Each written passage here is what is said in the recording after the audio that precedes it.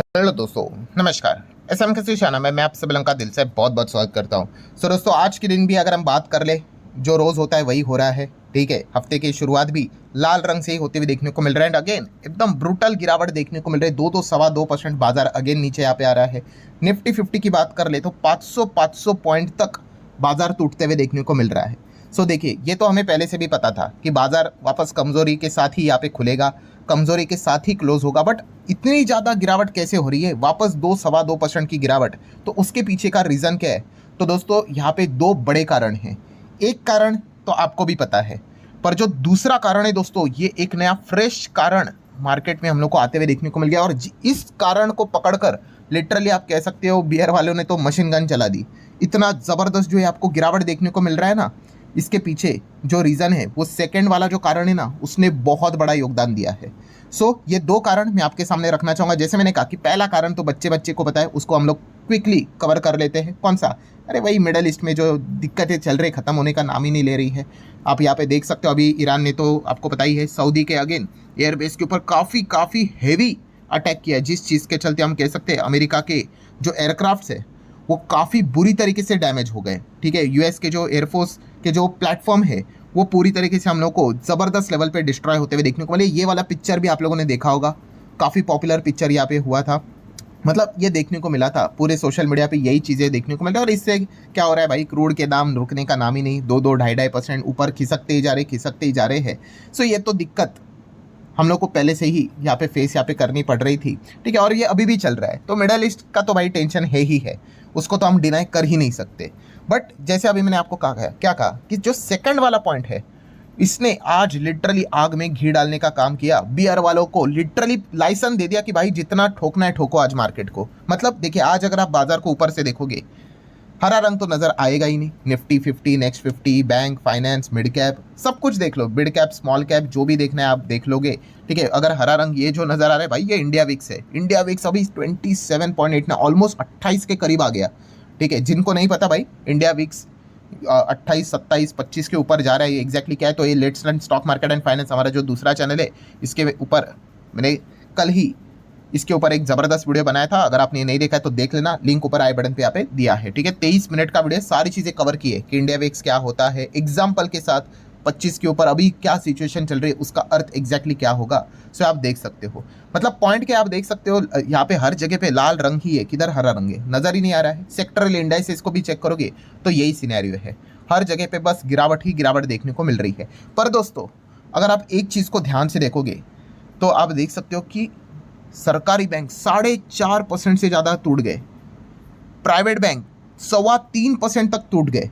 ठीक है, मतलब बैंकिंग सेक्टर में आज के दिन नेक्स्ट लेवल का तांडव देखने को मिल गया। मतलब अभी हम लोगों ने जो देखा था ना, बैंक निफ्टी देख लो 3.82, मतलब ऑलमोस्ट 4% का।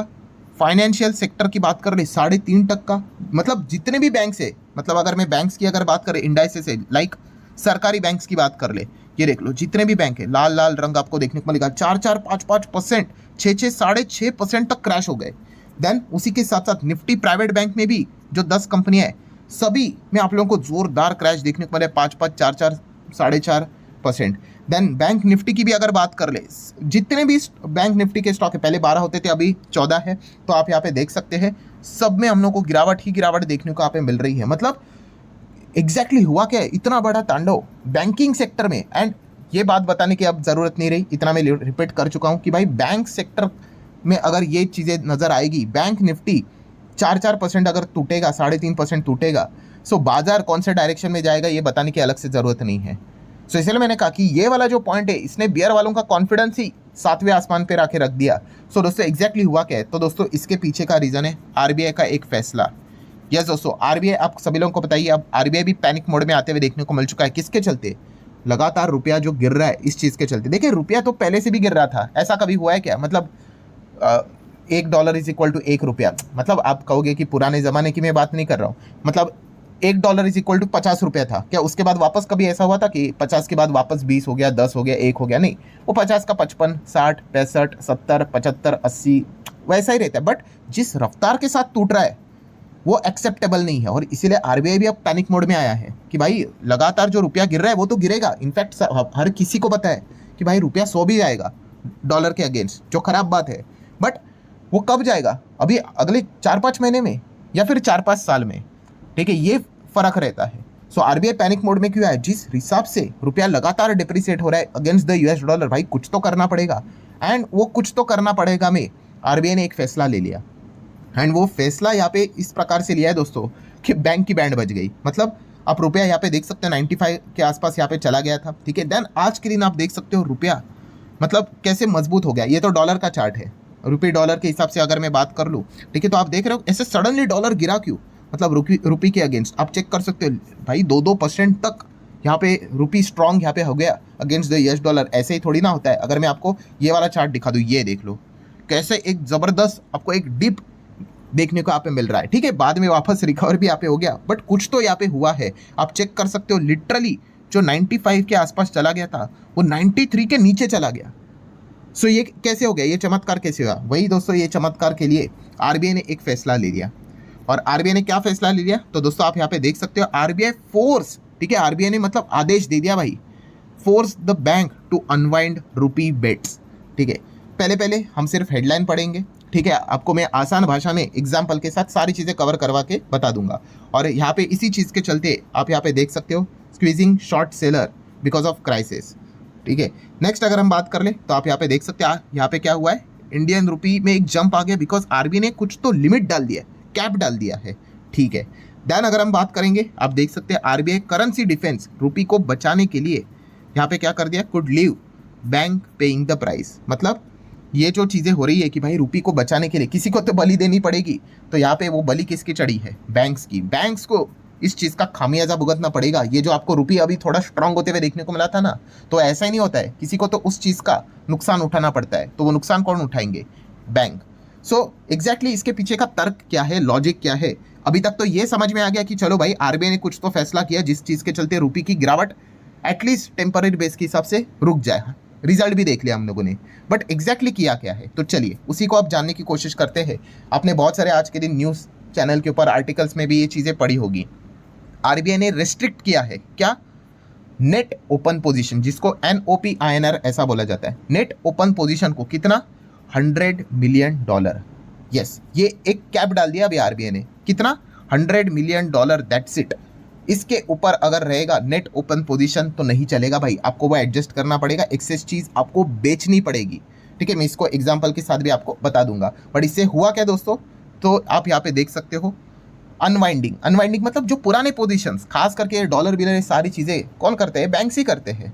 तो ये सारी पोजीशंस जो बैंक्स ने यहाँ पे बना के रखी हुई थी वो उनको बंद करनी पड़ेगी, अनवाइंड करनी पड़ेगी, ठीक है। एंड इसी चीज़ के चलते जो डॉलर एसेट्स है बैंक्स के पास पड़े हुए वो रिड्यूस हो जाएंगे। क्यों, क्योंकि उनको वो डॉलर अब मार्केट में बेचने पड़ेंगे, ठीक है। आप डॉलर खरीदोगे तो भाई आपको फ़ायदा होगा, डॉलर बहुत फॉर्म में चल रहा है, या फिर आप रुपी को यहाँ पे बेच दो, ठीक है। इसी चीज़ के चलते डॉलर आपके पास आते हुए देखने को मिल रहा था, तो यही चीज़ें फिलहाल चल रही थी। तो फिलहाल अब क्या चल रहा था कि लगातार रुपी शॉर्ट होते हुए देखने को मिल रहा था, डॉलर ऐड हो रहा था। बट अभी आरबीआई ने बोल दिया भाई कि आप ये चीज़ कर सकते हो, बट एक लिमिट, $100 मिलियन नेट। अगर हम परफॉर्मेंस की बात करें तो इस चीज़ के चलते होगा क्या, अब जिनके पास जो एक्सेस पोजीशन है, ठीक है, लॉन्ग डॉलर पोजीशन, वो तो उनको स्क्वायर ऑफ करना पड़ेगा। आरबीआई का आदेश आ गया भाई, आपकी एक नहीं चलेगी, आप किधर नहीं जा सकते। तो इस चीज़ के चलते दोस्तों अब एक्सेस डॉलर अब यहाँ पे क्या होंगे, बाजार में यहाँ पे बेचे जाएंगे, ठीक है। एंड जो चीज़ बेची जाएगी ऑटोमेटिकली उसका दाम यहाँ पे क्या होता है, बॉटम लाइन क्या है, यस, वो यहाँ पे गिर जाती है। मैं आपको एग्जाम्पल दे देता हूँ तो आपको अच्छे से समझ में आ जाएगा। अभी जैसे कि बोला था कि नेट ओपन पोजीशन, नाम में ही लिखा है नेट मतलब कि आप बाय भी कर सकते हो और सेल भी आपने करना है, तो इसी का जो जवाब मिलता है भाई उसी को तो नेट कहते हैं। सो वो क्या कह रहे हैं कि चलो मान लो, अब एक एग्जांपल देता हूँ, आपके पास $200 आपने यहाँ पे बाय किए हैं, ठीक है। सो अब पहला आपका प्लान था भाई कि मैं 50 यहाँ पे डॉलर सेल करूंगा, तो कितना रिजल्ट आया, $150। हाँ, अब ये नहीं चलेगा। अब वो कह रहे हैं कि भाई रिजल्ट यहाँ पे $100 का यहाँ पे होना चाहिए। सो अब आपको कितना बेचना पड़ेगा, आप 50 का प्लान कर रहे थे ना, अब आपको 100 बेचना पड़ेगा।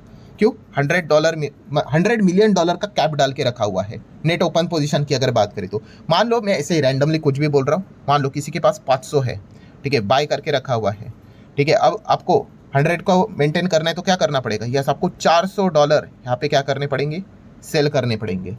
सो मतलब जितना भी आपका जो एक्सेस पोजीशन था, और वो एक्सेस पोजीशन किस में बना हुआ था, डॉलर में, तो वो क्या करना पड़ेगा, अब वो आपको यहाँ पे यस बेचना पड़ेगा। सो एक लाइन में मैं अगर आपको बोल दूँ दोस्तों, तो यहाँ पे ये चीज़ हुई है कि बैंक्स के पास जो एक्सेस यहाँ पे डॉलर पड़ा हुआ है, एक्सेस डॉलर में जो भी पोजीशन बनी हुई है डायरेक्टली इनडायरेक्टली वो इनको यहाँ पे बेचनी पड़ेगी। यस टाइम दिया हुआ है कुछ तो 10 अप्रैल तक का, बट वो वहाँ तक नहीं रुकेंगे, वो अभी से ही चीज़ें स्टार्ट होते हुए देखने को यहाँ पे मिल चुके हैं। इसीलिए यहाँ पे क्या हो गया आज के दिन, डॉलर बेचो डॉलर बेचो डॉलर बेचो, एकदम अचानक से बिकवाली यहाँ पे आ गई। एंड इसलिए हमने देखा कि चार्ट पैटर्न जो डॉलर ऐसा ऊपर जा ऐसा फटक से गिर गया। तो ये सारी चीज़ें हम लोग को होते हुए देखने को यहाँ पे मिली है।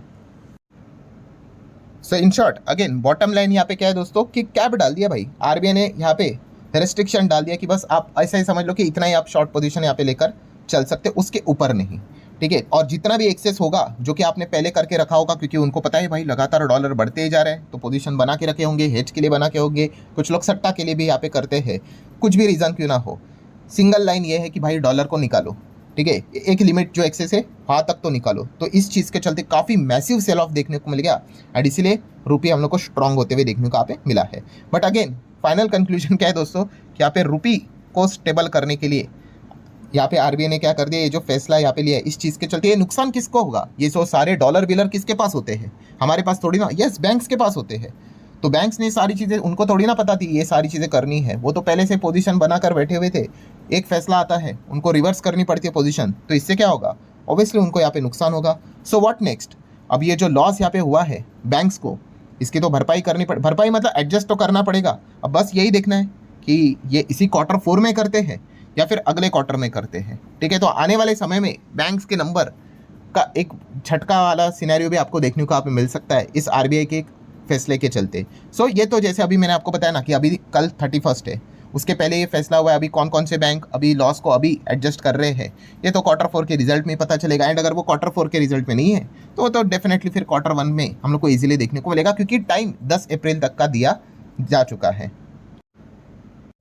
सो आई होप दोस्तों आपको समझ में आया होगा कि आज के दिन बाजार इतना ज़्यादा क्यों गिरा। मिडल ईस्ट का तो वो झमेला चल ही रहा है, और भी खतरनाक खबर वहाँ से तो आ ही रही है, वो तो दिक्कत दे ही रहा है, वो तो कल भी दिक्कत दे सकता है, ठीक है। बट ये आरबीआई ने जो ये चीज़ यहाँ पे की है रुपये को बचाने के लिए, इस चीज़ के चलते बैंक ज़बरदस्त गिर गया। और बैंक निफ्टी, सरकारी bank, private bank, finance sector गिरेगा तो फिर भाई निफ्टी क्या उठेगा थोड़ी, वो तो गिरेगा ही गिरेगा। तो यही चीज़ हम लोग को होते हुए देखने को मिली है। सो आशा करता हूँ दोस्तों जितना हो सके आसान भाषा में मैंने आप लोगों को समझाने की कोशिश यहाँ पे की है, ठीक है। वो ज़्यादा डिटेल में नहीं गया भाई कि पहले का लिमिट कितना था, Tier 1 के हिसाब से 20-25%, ठीक है, उतना ज़्यादा नहीं जाएंगे, जितना पता होना चाहिए था उतना आपको पता चल चुका है। सो चलिए दोस्तों मिलते हैं अब नेक्स्ट वीडियो में, तब तक के लिए बाय बाय।